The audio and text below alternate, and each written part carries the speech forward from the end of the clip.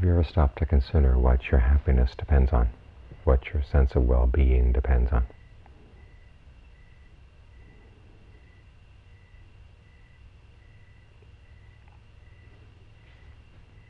Usually depends on a certain level of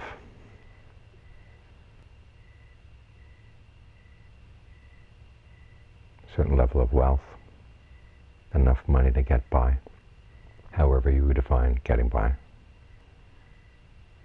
It depends on certain people. Depends on the health of the body. All kinds of things that when you really stop to think about it are really unstable and uncertain.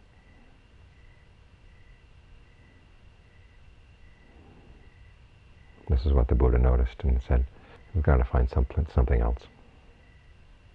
It's when he talked about the noble search, that if you yourself are subject to aging, illness, and death, and you look for your happiness in things that are subject to aging, illness, and death, well, there's really no security there. It's an investment that doesn't really pay off. So you've got to look someplace else. This is why we meditate, because as I said, true happiness comes from a mind that's trained. That's an important statement. It just doesn't come out of the mind as it is. Some people say, we look inside and there it is, true happiness. Well, it's not the case. You've got to train the mind.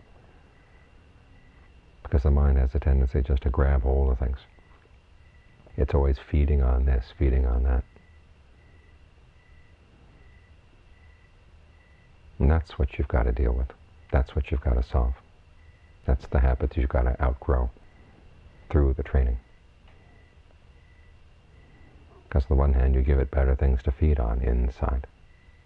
As you develop qualities of alertness, mindfulness, concentration, the sense of ease and well-being that come when the mind can finally settle down and just feel at home inside.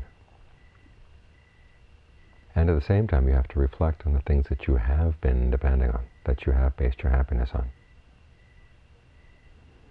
Now, the Buddha doesn't say just throw them away, because in many cases we have to live. We still have to live in the world. We still have bodies. You can't throw your body away.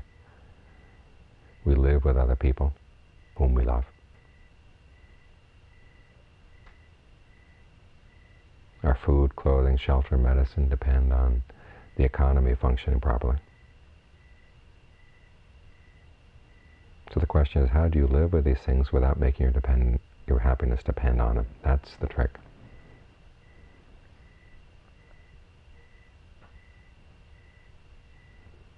And it comes down to this question of the mind's feeding habits.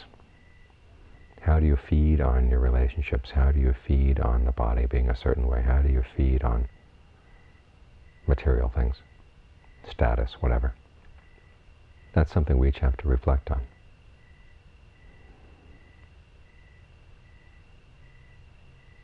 One way of reflecting is to imagine yourself suddenly deprived of those things. How would your mind handle that situation? Would you have the inner resources to fall back on if those things had to change? If you can't even think about the topic, okay, then that's a sign that you've really got some inner work to do.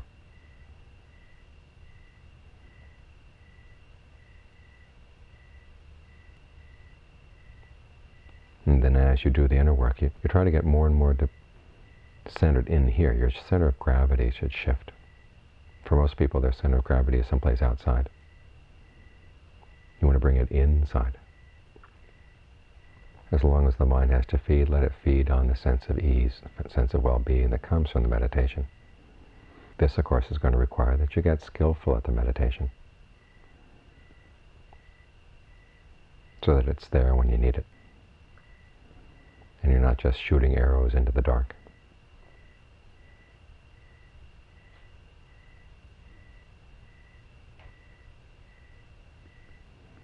So this is why the Buddha has that reflection we chanted this morning. Subject to aging, subject to illness, subject to death, subject to separation. Because these things are all around us. We don't like to think about them, but the fact of our not thinking about them doesn't make them go away. They're always going to come, one way or another. So the question is, how can you maintain your sense of well-being in the midst of a world where well-being is always being stripped away? Sometimes they say, well, try to get a sense of interconnectedness with other being. Our suffering is because we feel so separated. If we felt more interconnected, that would be okay. Well, what are you getting interconnected with? Very unstable systems. You look at the weather. We've been having very good weather here in California, in San Diego for the past summer, but in the Midwest, it's been awfully hot. Heat waves all over the place. It's all part of the same system. This year, it's working for us, but the same system is causing trouble for other people. This is why the Buddha never said that people are separate, never said that they're one. The fact that they're interconnected, though, says that everything is very unstable. There's no system in the world that benefits everybody.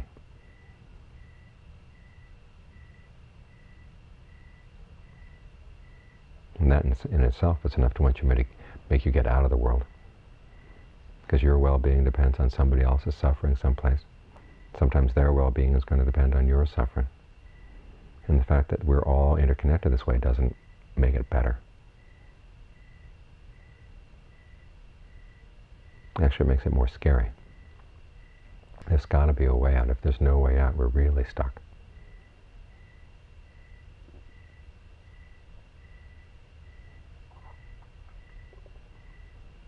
John Suwat was once asked why Buddhism didn't have a god. The person said it'd be a lot easier when you're meditating if you felt you had a god to fall back on when things are going bad. And John Suwat's response was, well, if there's a God who can make it so that if I eat a spoonful of food, everybody else gets full, in addition to me, okay, he would bow down to that God.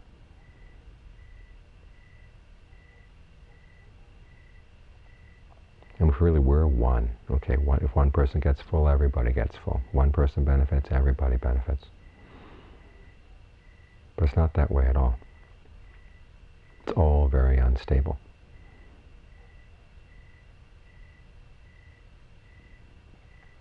A lot of inequalities, a lot of feeding going on. This person feeds on that person feeds on this person. Sometimes the feeding is mutually beneficial, sometimes it's harmful for both. Sometimes it favors only one side. It's kind of the emotional food chain in the world, in addition to the economic and other food chains.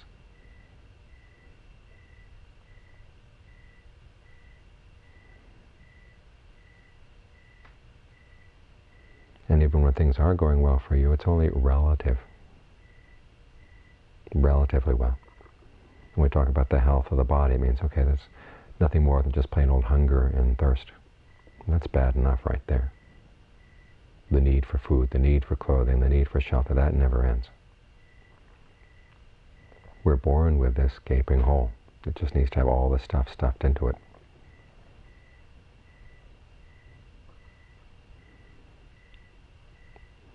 And we're also born dependent on other people. We depend on our parents.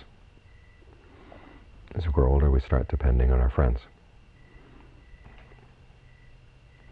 And again, that dependency, there's a lot of emotional ties, but at the same time, okay, there's separation is going to have to happen.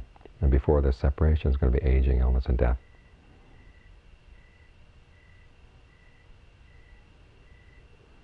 So the question is, how can you live in a world which is filled with this suffering, and at the same time maintain your inner sense of well-being? That's what the skill of the meditation is all about. We have to be very clear about the way the world is, because otherwise we start getting deluded. And we forget the importance of the training, because an untrained mind just goes out and gobbles down everything. Good, bad, indifferent, whatever, it just takes it in. And of course it's going to suffer.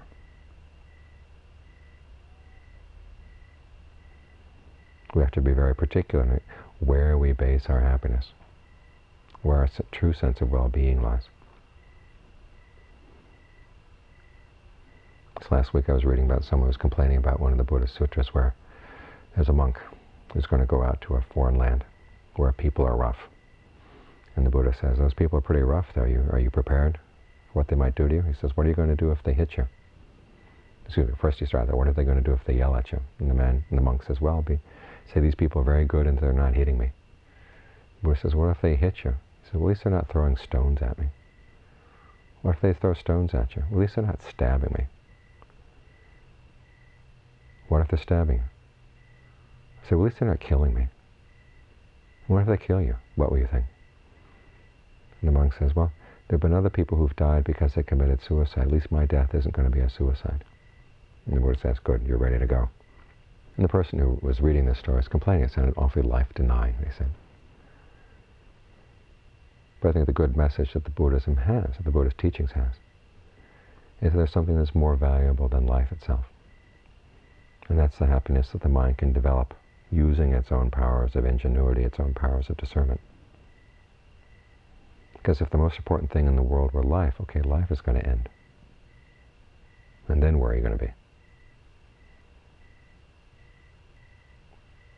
The message here, though, is that, okay, life ends, it doesn't really matter. There's still good things left. There's still the qualities you've built into the mind. And it's important to maintain those qualities. Like the monk in the story, he's prepared to deal with any situation that comes up, even death, by making sure that his mind isn't affected by these things. Doesn't give in to greed, doesn't give in to anger, doesn't give in to regret, attachment. You can maintain the mind in that state. Okay, you've got a great treasure right there. That can be the basis for your happiness. And so you can live in the world and still deal with the issues of the world, still love your relatives, love the people you're close to. But there's something separate inside, which is your own treasure. Each of us has his or her own. And it's an area of the mind that nobody else can ever know about. And John Lee once said that those are the only things that are really safe, because other people know about it. They might find some way of taking it away. But it's a part of the mind that's totally personal.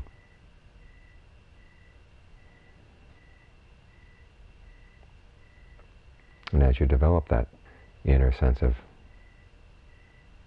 independence, totally private, totally personal, you're not the only one who benefits. The people around you benefit as well. It's not a selfish goal, it's not an anti-social goal. It's actually because of this inner sense of well-being that you can function properly in the world. Because you no longer have to feed on the people around you. You have enough of your own inner food and enough to offer to others as well.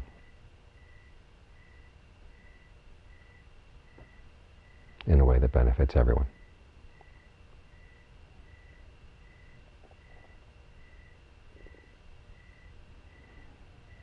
So it's important to reflect, and the Buddha keeps focusing our attention on the sorrows and the sufferings of the world, not because he wants us to get depressed or pessimistic, but just say, okay, look, you've got to look someplace else for your happiness. And there is another place to look, through developing these good, skillful qualities of the mind that we're working on here right now. It's kind of like a carrot and a stick.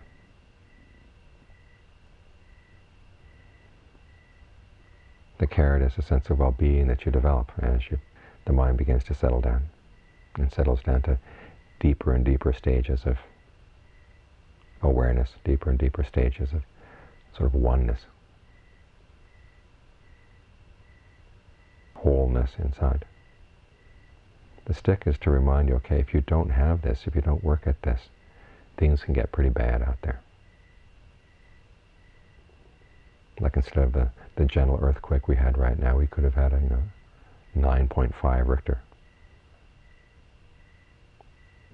All kinds of things are possible out there.